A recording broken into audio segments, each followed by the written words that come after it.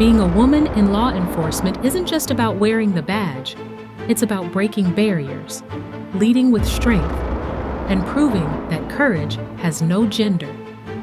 This Women's History Month, we celebrate the women who serve, protect, and inspire the next generation. Join us as members of the Chesterfield County Sheriff's Office share their experiences, challenges, and triumphs as they break barriers and inspire future generations. Because when we stand together, there's no limit to what we can achieve.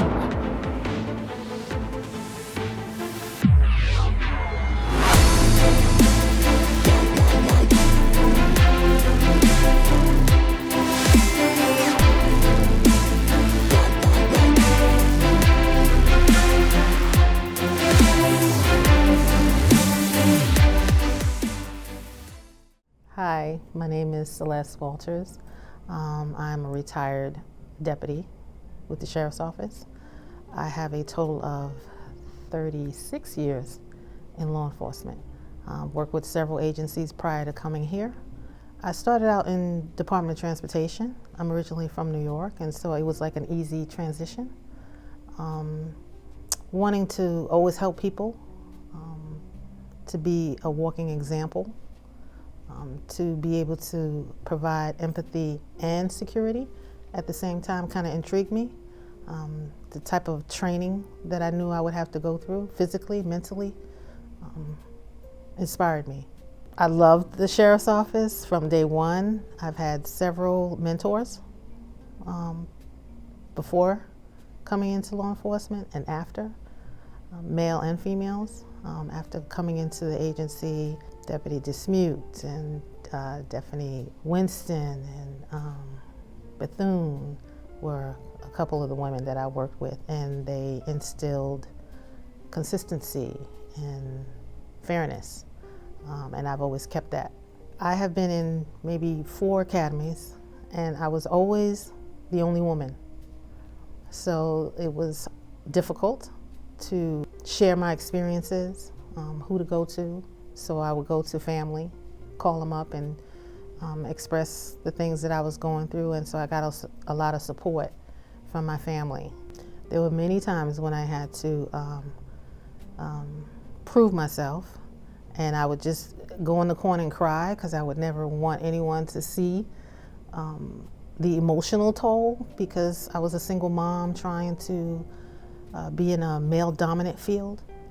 Just finding someone you can depend on to take care of your child while you go to work, that was a serious barrier for me.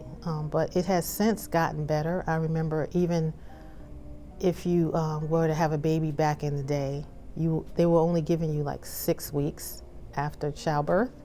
But now I'm hearing that you get at least 2 to 3 months to spend with your child.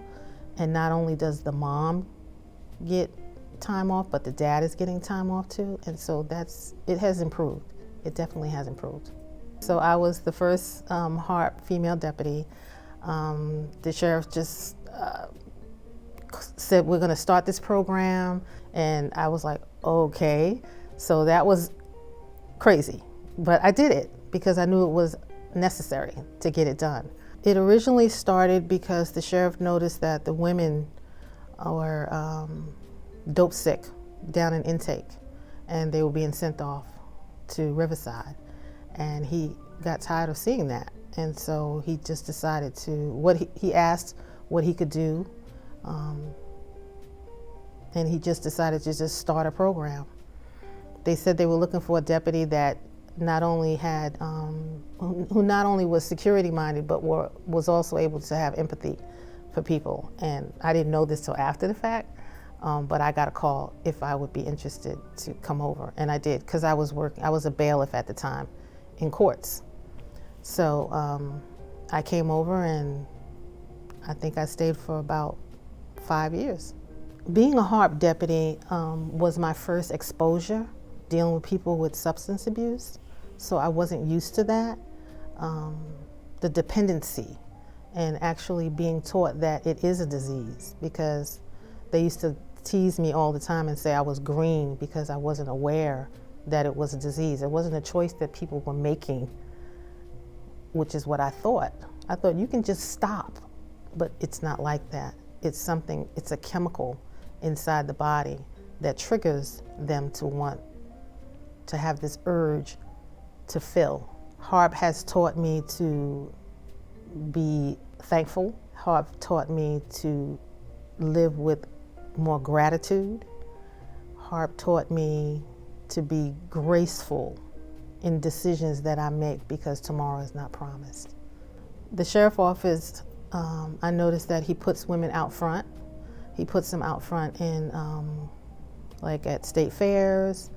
He puts them out in his material when he's recruiting for the sheriff's office. And I like that because it wasn't always like that. It was always men out front doing things, sort, and it's not like that anymore. So yeah, it's enlightening. It's really enlightening. I would tell women thinking about entering into law enforcement that I know it may be difficult to step into this field because you don't see many women in this field, like visually. You know, you may not see them on a commercial, or you may not have them in your family, or you may not know one as a friend, but you're needed. You're needed because I think statistically it's showing that more and more women are being incarcerated. And so we need women in law enforcement to be there, to be that sounding board for the women that's incarcerated.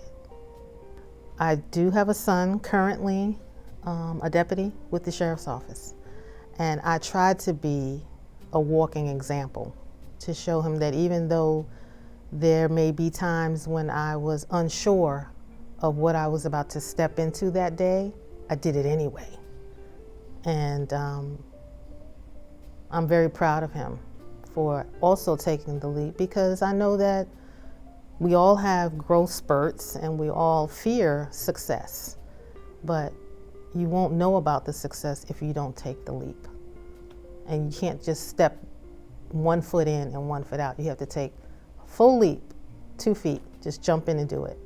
If I can change the perception about the way men think about women in law enforcement, it would be to stop asking women what can they bring to the table, because we are the table. That's it. Period.